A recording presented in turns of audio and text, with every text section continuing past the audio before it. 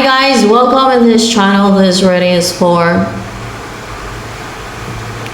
Earth signs, Taurus, Virgo, Capricorn. For your energy at this time, energy of Earth signs around this time.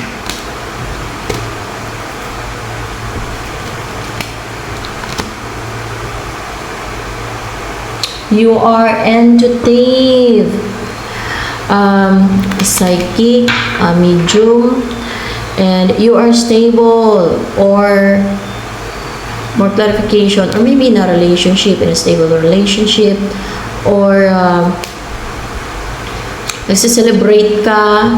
What's with this Four of Wands here?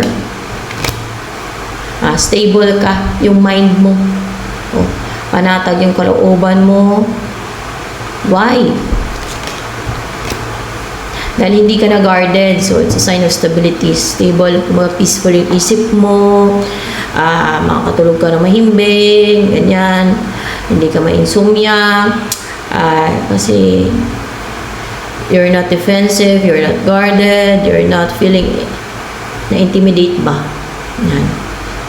Clarification naman to. And gumagana yung intuition mo, ha? And kung ano yung nasisense ng gut instinct mo or intuition mo, that is right. So, kasi intuitive to the High Priestess. Pero, be careful din. Kasi may mga deceit kasi din May mga hindi natin nakikita na gumagawa ng deceit, sumusulsul, ganyan ba?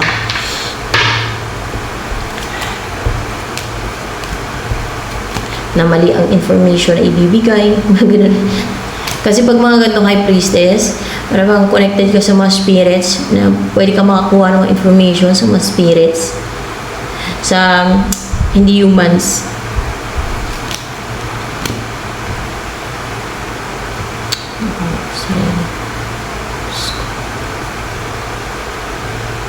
And you're intuitive. Nasabi ko na intuitive, and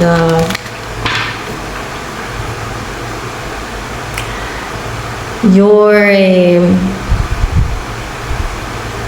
attractive, a marriage material, abundant yung buhay mo, brave and powerful, pero hindi nakaka-intimidate, and that is your true self. Kung ano ka man ngayon, yan ang tunay mong energy. That is your true self. Kasi hindi fake Empress to. That is real Empress. See? So, what's coming?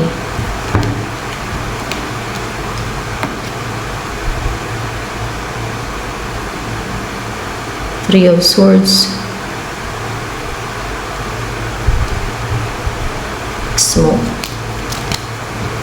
Ex mo nga. May darating na ex mo.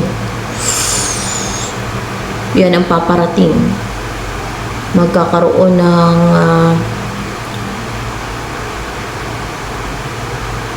pagsasama sa inyo. Upright ka. Magkakaroon ng pagsasama sa inyo. Magsasama kayo. That is your ex. May journal pa dito. May nakaraan sa inyong dalawa. Maaaring tinatandaan niya yung mga pinag-usapan niyo. Yung mga memories niyo. At may journal kasi dito.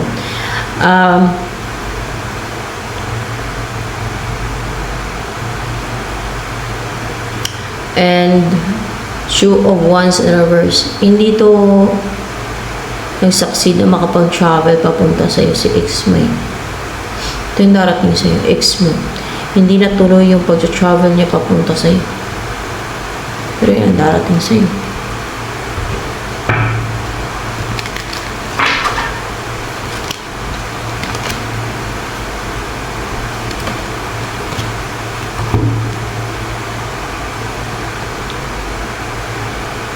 Dahil naging emotional siya, naging mahina siya, hindi siya nakapaglagay ng boundary,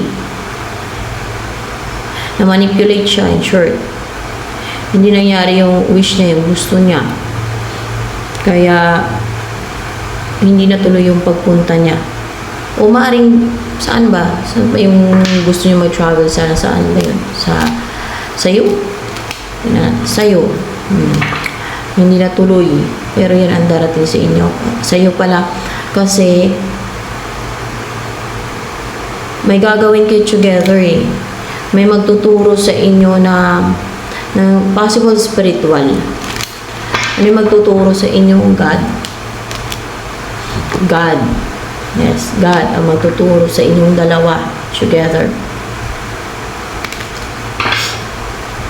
Ano pa?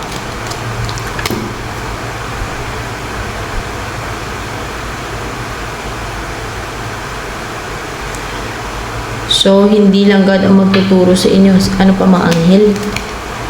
Yes, Jesus Christ ang magturo din. Si Jesus Christ din magtuturo sa inyo. Diba? Ng person mo na yun. So, take only kung ano yung makaresonate sa inyo, kung sino-sino man ang makaresonate, kung sino ang makaresonate. Kasi, guide ko lang po yung pili ng kung sino ang kuhaan ng energy.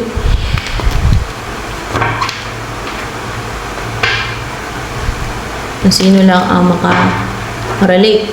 So, depende na sa mga mangyayari sa inyo. Kung naka-resonate ba kayo o naka-relate kayo sa reading, anong gagawin niyo together ng person mo?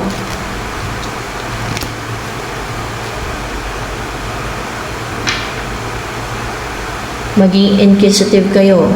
Maging interested na may book dito. Maging courageous kayo na mag-aral. Maybe to know the truth. Na pag-aralan at isagawa ang kung ano yung tinuturo ng God. Pag-aralan nyo kung ano yung tinuturo ng God at isagawa nyo. Mag-practice nyo hanggang sa ma-master na ninyo. And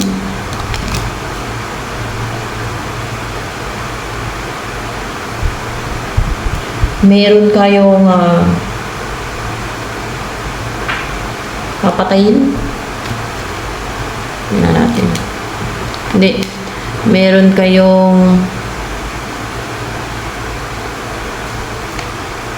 this is Ten of Swords. Meron kayong atakihin. Meron na kayong atakihin. Baka sabihin nyo, sa Diyos tapos may atakihin, papatayin. Meron nga talaga pinapapatay ang God. Sa Exodus 22:18. Meron siyang pinapa-atake, hindi lang pa-atake. Pinapapatay pa nga. Alam niyo pa ano? Ulit-ulit yung sinasabi niya. Witches, wizards, warlocks, mga alagad ng dilim. Yan. Hindi naman mabubuting tao yung pinapapatay niya. Mga alagad ng dilim yan. Sa kadiliman.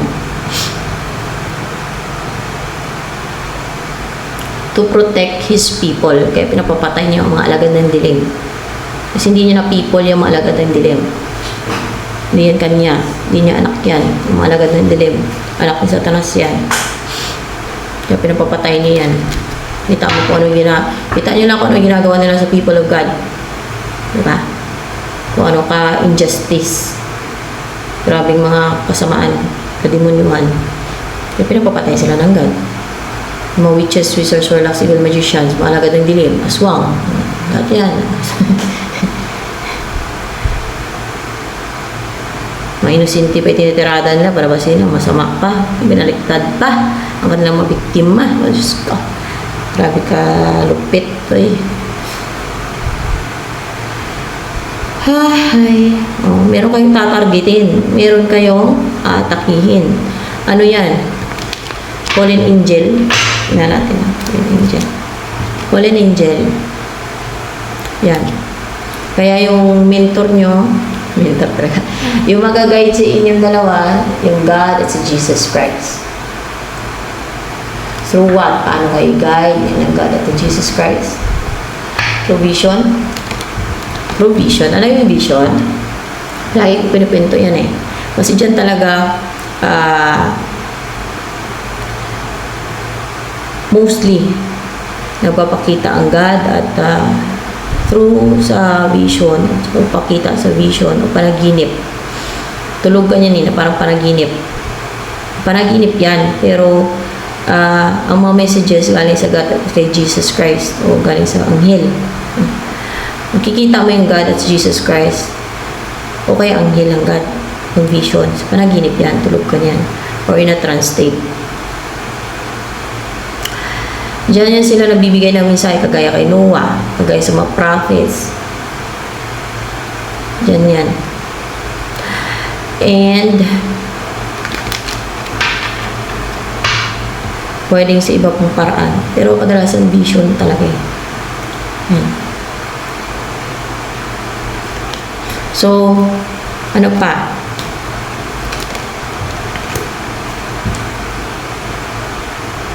Mamumuhay kayo ng abundance. Filled with abundance. Stable, secured, masagana, prosperous. Panay kayo kain ng cake. Panay kayo inom ng wine. Wow, wine. Social. Healthy naman yung wine eh. Kasi galing naman sa grapes yun eh. Hindi naman kagaya ng alak yun, whiskey na nakakasira ng health. Yan na yung galing sa ano yan, sa grapes. So, o sa fruits, diba? Pag wine. So, healthy yan. Walang masama dyan.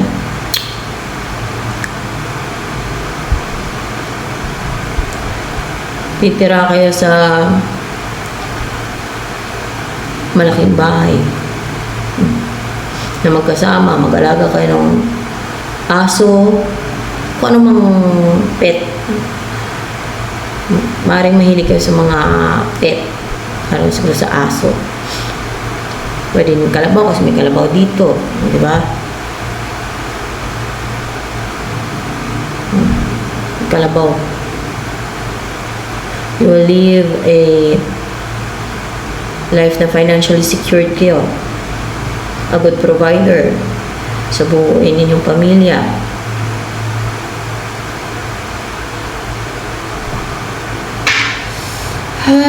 Ay, ano pa?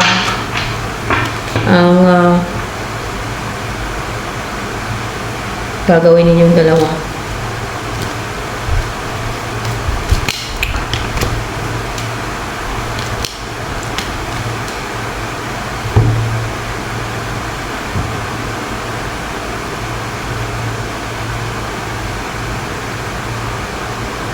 Meron kayong gagawin ng para hindi na makapag-umpisa, hindi na malaya na pag-umpisa na may gagawin eh. Na hindi na sila brave na gawin yan o umpisahan yan.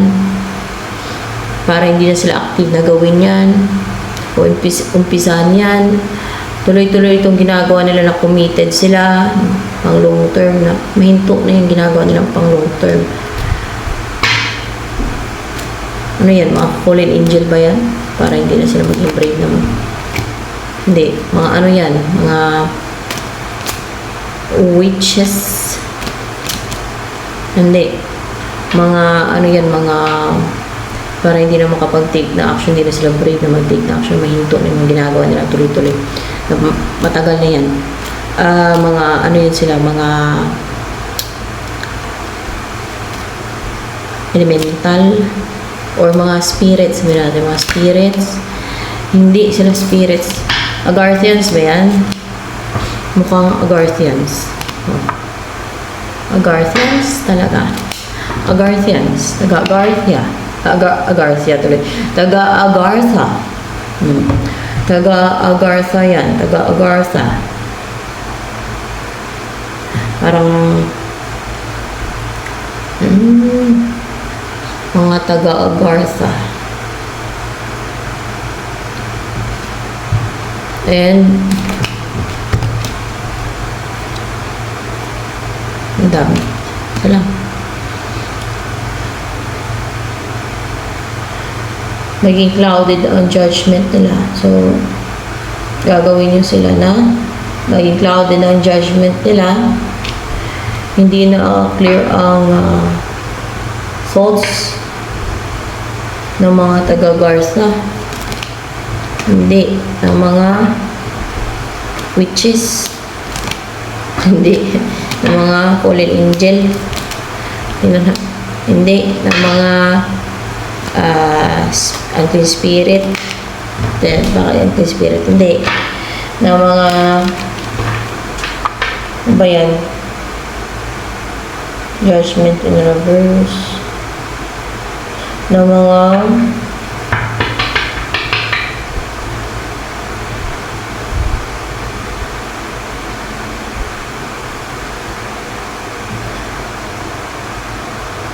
elementals.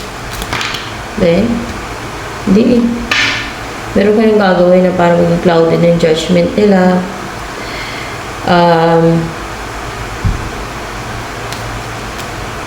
Devil. Hindi. Sino ang mga gagawin ninyo maging clouded ang judgment? Let's see. Ano yung gagawin yung clouded ang judgment? O isipan. Gagawin yung clouded ang isipan ng taga-Garza. Isipan. Isipan. Kaya pala. Para nantok pa naman ako. Oo, isipan nila.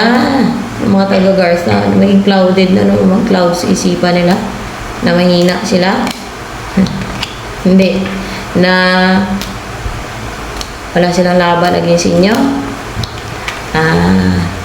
Na wala silang laban against sa inyo. Mga taga-Garza yan. Parang tao din yan sila, yung mga taga-Garza. Parang mga tao din yan sila. Hindi yan sila kagaya ng mga fallen angel. May mga pakpak. Doon sa Garza, mayroon itong mga sirena. Mga dark ang color ng kanilang buntot. Mga dark na, mga neon colors ba? Dark red na parang may mga violet. Ganun, parang iba-iba color sa mga dark yung color. Talas may ipin ng mga ano din, sirena. So, ganito yung mga sirena, matatalas na may ipin. Parang sa isda ba? Yung ipin nila. Kasi ba nakapag-astral travel doon? Nakarating sa may lawak banda. Na naglalakbay yung kaluluwa ba? Sabi na iba na mag-astral travel sila doon. Pero iba na irapat pumasok doon. Pero meron daw eh. Nakarating kayo, makita nyo doon sa may lake, may lawa doon sa Garza na may mga sirena doon. Madaming sirena. Mas lawa nila. Sa lawa ng Garza.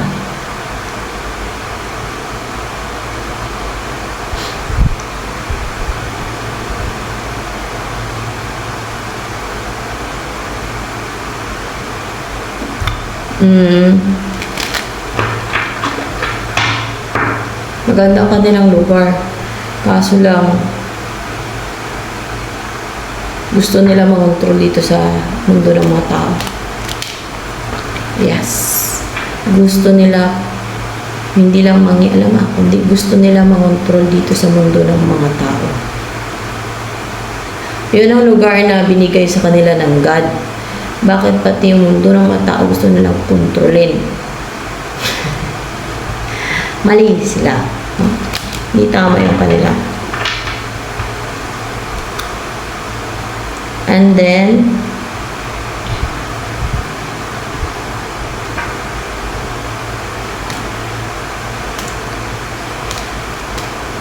yung mga taga-Garza ba, tinuturing ni Jesus Christ na kaaway yan.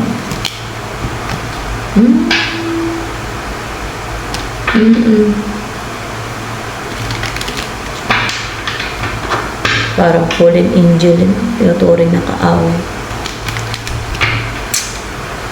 And then, ano yung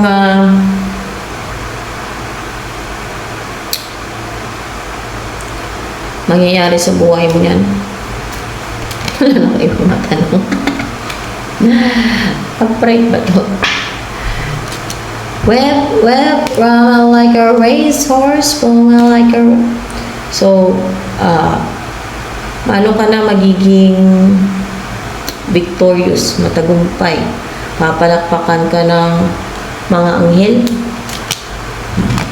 pati ng mga tao, papalakpakan ka ng mga tao dahil sa tagumpay mo? Ay, hindi. Maaaring hindi makita ng mga tao yung tagumpay mo na yan. Ano yun? Against sa mga tao sa tagumpay mo na yan? Upright ba to against sa mga tao sa kung ano mapagtagumpayan mo na yan? Mukha nga. Parang slide. Marami ang against. Marami. Kasi ano umiiral sa kanila? Readiness. Kasi umiiral sa kanila greediness sa mga tao. Ay, ako.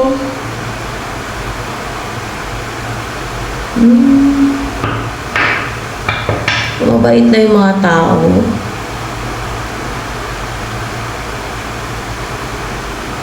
Na parang mga inosente na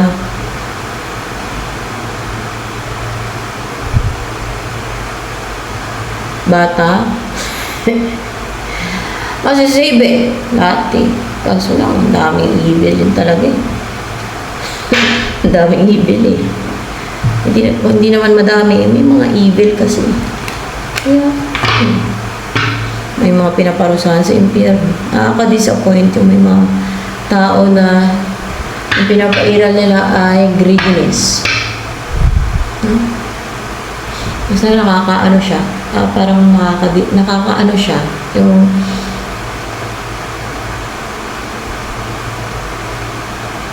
hindi maganda sa pakiramdam na may mga ganung tao na because of their greediness and inggit, nakagawa sila ng mga evil sa kapwa nila, deceit, lalo ng witchcraft. Yan. Tapos irasonal nila, wala akong perfect. Hindi ako perfect. Tao lang ako. Ayan, irasonal nila. Oh my gosh. So, let's see.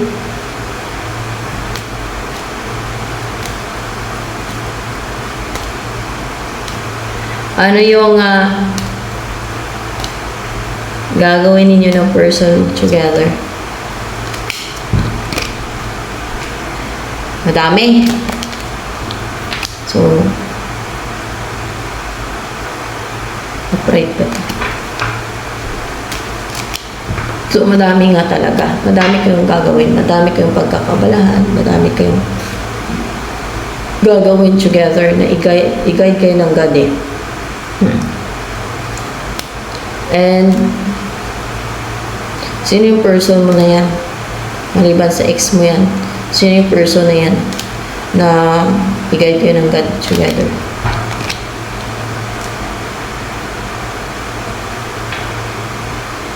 Hindi siya manipulative, hindi siya trickster. Or else, hindi siya nakokontrol ng witchcraft na. What's with the magician in reverse? Hindi na siya na papakailaman ng witchcraft. Hindi na siya na mamanipulate ng witchcraft. Mga ganun ba, no? Hindi na siya nakokontrol ng witchcraft. Hindi na siya nakokontrol, hindi na siya na mamanipulate ng witchcraft o mga black magic, ganyan. And ano pa energy ng person na yan? Yung the magician in reverse.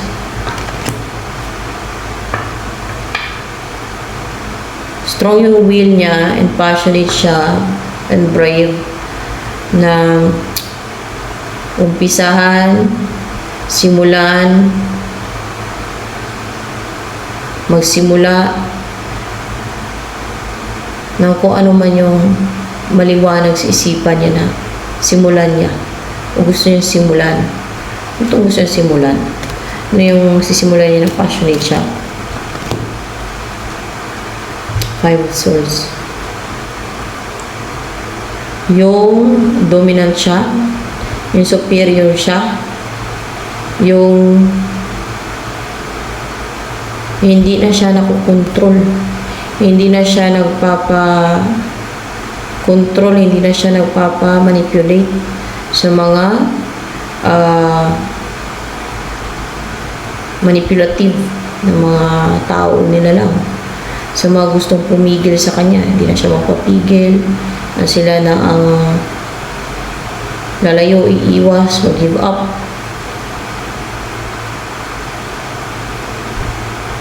Na pwedeng mag-ensayo. Mag-ensayo, dyan parang pag-ensayo, yes. So, strong yung will niya na mag-ensayo. Meron siyang mga kakayanan, may kakayanan to na strong yung will niya na mag-umpisa na mag-ensayo, na mga kakayanan niya. Yan. Ayan. Ayan ang kanyang energy. Kasi practice makes perfect, di ba? And nag-introspect to eh. Nagamit yung intuition niya. Na-isolate niya yung sarili niya. At para maklaruhan siya, maliwanagan siya kung ano yung makakayanan niya na umpisa niya. Yung mag-ensayo ba, yung makakayanan niya. Kung ano yung madiscoverhan niya ang kakayanan niya. Kasi meron kayong dalawa, gagay niya kayo ng gadi. Pero ito ay kung sino lamang guys yung kuhaan ng God ng energy. Kung sino lamang yung kuhaan ng guide ko ng energy ha. Kasi agad ako nagpapaguide eh. Kaya huwag na kayo magtaka kung bakit ganyan ang reading. Mas maganda na yung galing sa God ang information kaysa sa mga espiritong kung saan galing yan. And then ay nag-ensayo din to na maging cold na siya, hindi na siya magpadala sa empathy, hindi na siya maging maging emotional ba, magpadala sa emosyon niya, na hindi na siya magpa-control, hindi na siya hindi na siya matingga, yung balance na wala nangyari sa kanya. Hindi na siya magpaharang, magpapigil sa mga gustong bumigil sa kanya, mga ganyan. Kasi pag magpapigil ka, matingga ka di ba? Walang mangyari sa buhay mo, di ba? And then, kung paano niya ibalik sa mga sender ang mga atake. Tama na sa kanila ma-unite ang mga atake ng mga sender. Yan. So, ito na lamang for Taurus, Virgo, Capricorn.